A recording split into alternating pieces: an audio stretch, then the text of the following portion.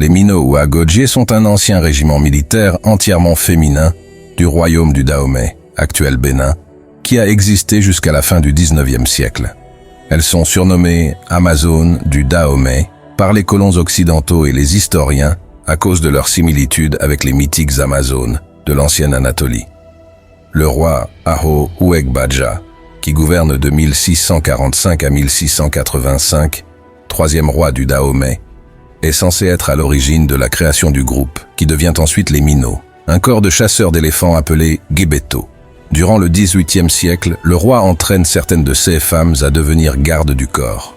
Tassi Angbe, première Amazone, fille du roi Uegbaja, a longuement combattu à la tête des régiments exclusivement composés de femmes pour défendre les couleurs royales et assurer une sécurité totale au royaume. Elle est la vraie créatrice du corps des Agodje du Dahomey, comme régiment combattant, intégrés aux armées professionnelles du royaume. Éduqués au combat, les Agodje vouent leur vie entière à la défense du roi et de son royaume. Le groupe de femmes guerrières est appelé Mino, ce qui signifie « nos mères » en langue fon. À l'époque du roi Gezo, qui gouverne de 1828 à 1858, le Dahomey se militarise de plus en plus. Gezo donne une grande importance à l'armée, augmente son budget et améliore sa structure. Les Agodje sont entraînés, obtiennent des uniformes et sont équipés avec des fusils danois. À cette époque, les Agodje sont entre 4000 et 6000 femmes et représentent environ le tiers de l'armée du Dahomey.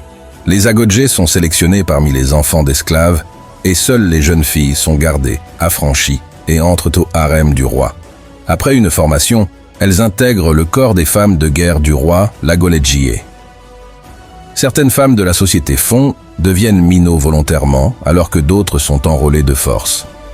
Tous les 3 ans, les sujets du roi doivent présenter leurs filles devant un conseil de révision qui désigne celles admises dans la maison du roi. Elles deviennent soldates ou officières, selon le rang social de leur famille. Tant qu'elles sont Agodje, les femmes ne sont pas autorisées à avoir des enfants ou à être mariées dirigées par des officières expérimentés. Elles jouaient un rôle crucial dans la défense du royaume. Elles étaient souvent déployées en tant que gardes du corps du roi et participaient activement aux conflits armés de l'époque.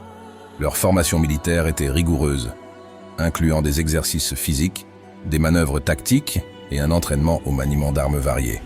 Ce groupe de femmes guerrières n'était pas seulement reconnu pour ses compétences martiales, mais aussi pour son organisation sociale.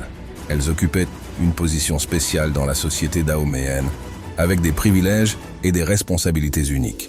Malgré la spécificité de leur rôle militaire, elles étaient également impliquées dans des activités économiques et culturelles au sein de la société. L'histoire des Amazones du Dahomey illustre le rôle important que les femmes ont joué dans l'histoire africaine, souvent au-delà des stéréotypes traditionnels. Leur héritage perdure en tant que symbole de la force, de la résilience et du leadership féminin dans une époque marquée par des défis politiques et militaires.